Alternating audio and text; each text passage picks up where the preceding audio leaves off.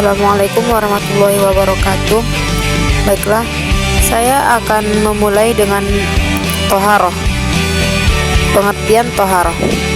Toharoh adalah istilah syariat Islam yang berarti membersihkan diri, pakaian, dan tempat dari najis atau kotoran fisik dan hadas atau keadaan tidak suci, sehingga sah untuk menjalankan ibadah seperti sholat. Sedangkan secara bahasa, toharoh berarti kebersihan dan kesucian. Sedangkan secara istilah adalah kegiatan bersuci dari hadas besar dan kecil, serta dari najis yang meliputi badan, pakaian, dan tempat. Macam-macam toharoh.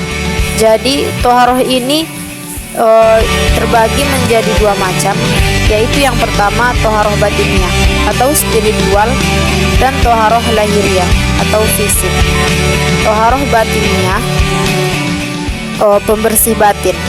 Toharoh batiniah ini adalah pembersihan hati dan jiwa dan kotoran-kotoran spiritual seperti syirik, kufur, riya, takabur, dengki, dan segala bentuk penyakit hati lainnya, bertujuan untuk mencapai keikhlasan dan ketakwaan kepada Allah Subhanahu wa taala. Cara melaksanakannya yaitu yang pertama dengan bertaubat. Bertaubat, memohon ampun kepada Allah Subhanahu wa taala atas kesalahan dosa yang telah dilakukan. Yang kedua itu beristighfar. Memperbanyak ucapan istighfar untuk membersihkan hati dari segala noda-noda dosa. Yang ketiga yaitu meninggalkan maksiat, dan yang keempat memperbaiki niat, ikhlas beribadah kepada Allah. Dan yang terakhir membersihkan hati seperti menghilangkan iri hati, dengki, dan lain-lainnya. Yang kedua adalah toharoh lahiriah atau pembersihan fisik. Toharoh lahiriah adalah pembersihan diri dari hadas dan najis yang dapat menghalangi sahnya ibadah. Jenis-jenisnya yaitu yang pertama berwudu, selanjutnya mandi, tayamum, istinja, menghilangkan najis. Alat untuk bertoharoh yaitu air, debu, batu atau benda padat lainnya. Pentingnya syariat selanjutnya macam-macam air. Yang pertama air mutlak atau air suci dan mensucikan.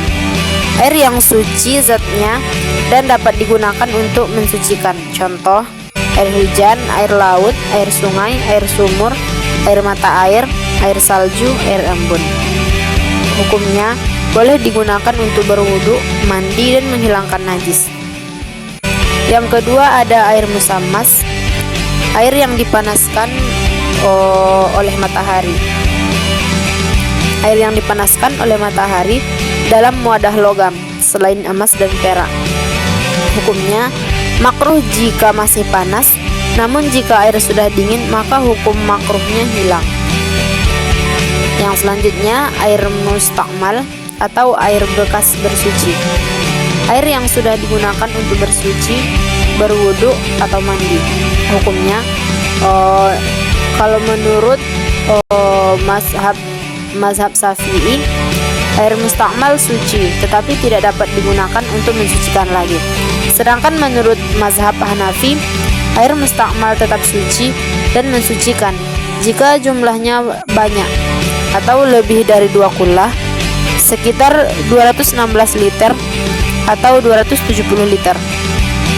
Air yang digunakan untuk menghilangkan najis tidak termasuk dalam kategori air mustakmal, tetapi hukumnya tergantung pada perbuatan yang terjadi pada air tersebut. Yang selanjutnya air mutanajis atau air yang terkena najis. Air yang terkena najis baik sedikit atau banyak, hukumnya jika jumlahnya kurang dari 2 kullah atau sekitar 216 liter, air menjadi najis meskipun tidak berubah rasa, aroma, dan lain-lain. Jika jumlahnya lebih dari 2 kullah, menurut mayoritas ulama, termasuk mazhab Syafi'i, air tetap suci selama tidak berubah rasa, warna, atau baunya. karena najis tersebut jika salah satu berubah maka air menjadi najis. Selanjutnya, menurut sebagian ulama seperti mazhab Hanafi, air tetap suci selama salah satu dari ketiga sifatnya tidak berubah secara nyata. Yang selanjutnya, air mutaghayyir atau air yang tercampur dengan benda suci lain. Air yang bercampur dengan sabun, kopi, teh atau jus sehingga berubah salah satu sifatnya, rasa, warna, bau.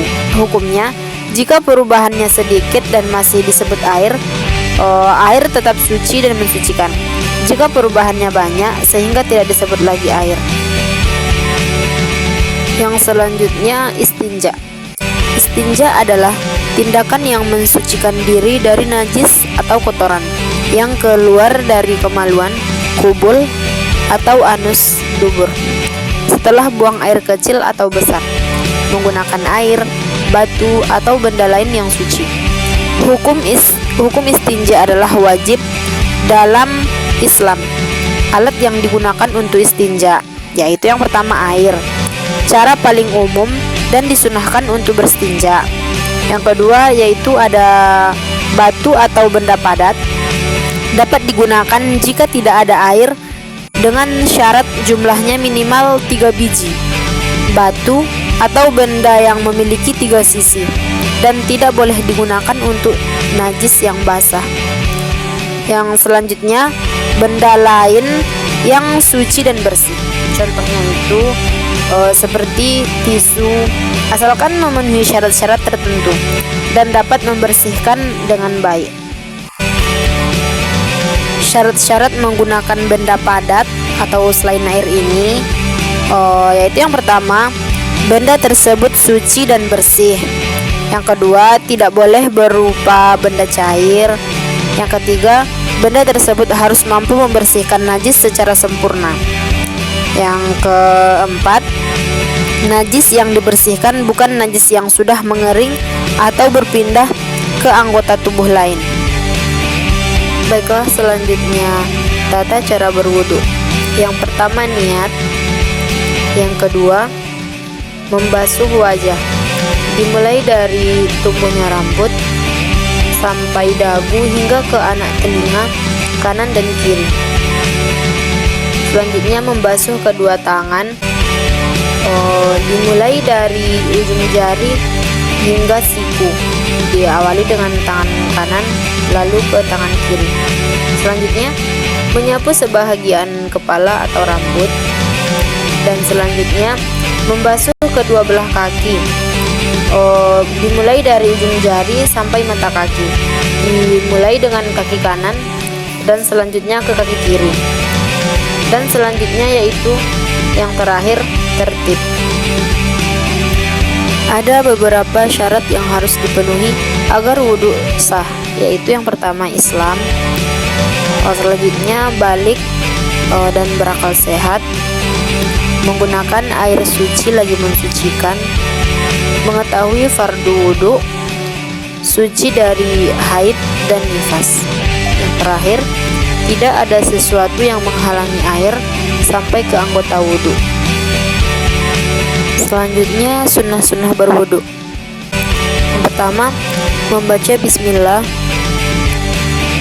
Selanjutnya, membasuh telapak tangan, menggosok gigi atau bersiwak, berkumur-kumur, menghirup air dengan hidung dan mengeluarkannya, mendahulukan anggota wudhu bagian kanan, membasuh anggota wudhu sebanyak 3 kali, membasuh telinga bagian dalam hingga luar, mengalirkan air ke jari-jari tangan dan kaki. Yang terakhir, berdoa setelah berwudhu. Baiklah, selanjutnya yang membatalkan wudhu. Yang pertama, keluar sesuatu dari kubul dan dubur, terdapat dalam Quran surah An-Nisa. Yang kedua, hilang akal atau gila atau pingsan. Yang ketiga, bersentuhan kulit laki-laki dan perempuan yang bukan muhrim. Yang keempat, menyentuh kubul dan dubur dengan telapak tangan tanpa alas. Baiklah, selanjutnya materi yang kedua. Materi yang kedua saya ambil yaitu tentang sholat. Pengertian sholat.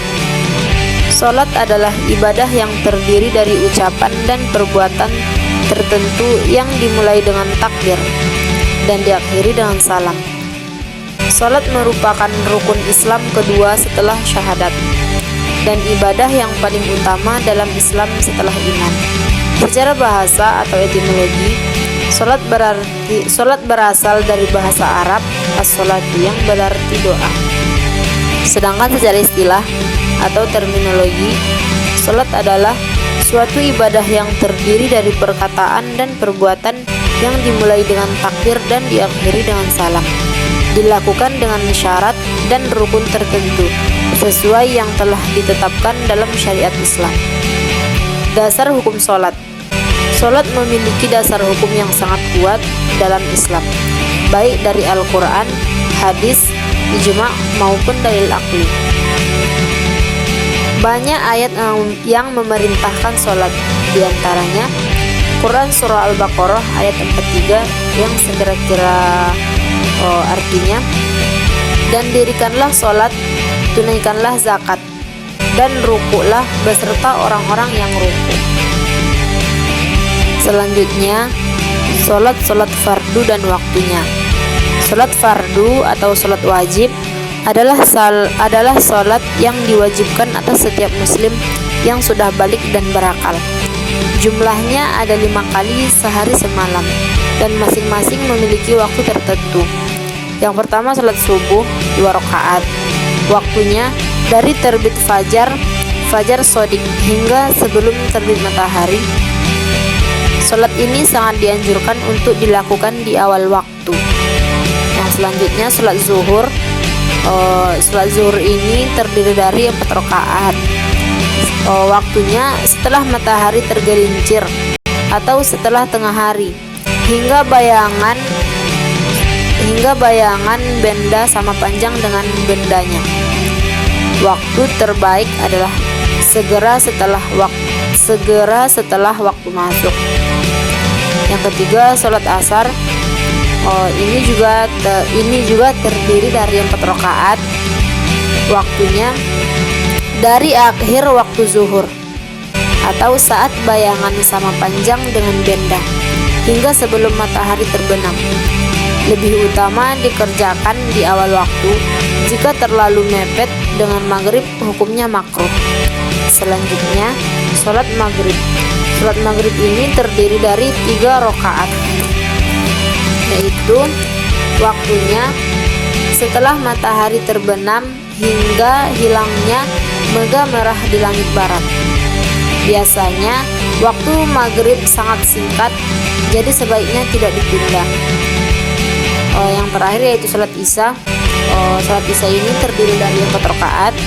Waktunya setelah hilangnya mega merah hingga masuk waktu subuh. Boleh dikerjakan sampai tengah malam, tetapi yang paling utama adalah sebelum larut malam. Selanjutnya masuk kepada syarat sah sholat. Yang pertama Islam, selanjutnya berakal, balik, suci dari hadas kecil atau besar, suci badan pakaian, tempat sholat dari najis, menutup aurat, masuk waktu sholat, menghadap kiblat, dan yang terakhir niat. Rukun sholat. Selanjutnya rukun sholat, yaitu yang pertama niat, baru berdiri tegak bagi yang mampu. Selanjutnya takbiratul ihram. Selanjutnya membaca surah Al-Fatihah, rukuk dengan tomanina, i'tidal dengan tomanina, sujud 2 kali tomanina, duduk antara 2 sujud, duduk tahiyat akhir, membaca tahiyat akhir, sholawat ke atas Nabi dalam tahiyat akhir, memberi salam, dan tertib. Baiklah, masuk kepada materi yang ketiga, yaitu tentang puasa. Jadi pengertian puasa. Secara bahasa, kata puasa berasal dari bahasa Arab shaum atau siam, yang berarti menahan diri atau berhenti dari suatu perbuatan. Dan secara istilah, para ulama mendefinisikan puasa sebagai menahan diri dari makan, minum, dan segala sesuatu yang membatalkan, mulai dari terbit fajar hingga terbenam matahari. Selanjutnya, syarat wajib puasa, yaitu yang pertama beragama Islam, selanjutnya berakal sehat, balik, mampu secara fisik dan mental, tidak dalam keadaan yang menghalangi puasa. Selanjutnya, syarat sah puasa. Yang pertama, niat. Yang kedua, menahan diri dari hal yang membatalkan puasa. Yang ketiga, suci dari hadas besar. Yang keempat, mengetahui waktu puasa. Selanjutnya, rukun puasa. Yang pertama, niat. Yang kedua, menahan diri dari hal yang membatalkan. Selanjutnya, hikmah puasa. Hikmah spiritual dan ketakwaan, hikmah sosial dan moral, hikmah kesehatan jasmani. Selanjutnya, yang membatalkan puasa. Makan dengan sengaja, minum dengan sengaja, memasukkan sesuatu ke dalam tubuh melalui lubang-lubang. Selanjutnya, yang membatalkan puasa. Yang pertama, makan dan minum dengan sengaja. Yang kedua, memasukkan sesuatu ke dalam tubuh melalui lubang-lubang terbuka. Yang ketiga, bersetubuh. Yang keempat, muntah dengan sengaja. Yang selanjutnya, berhadas besar, murtad.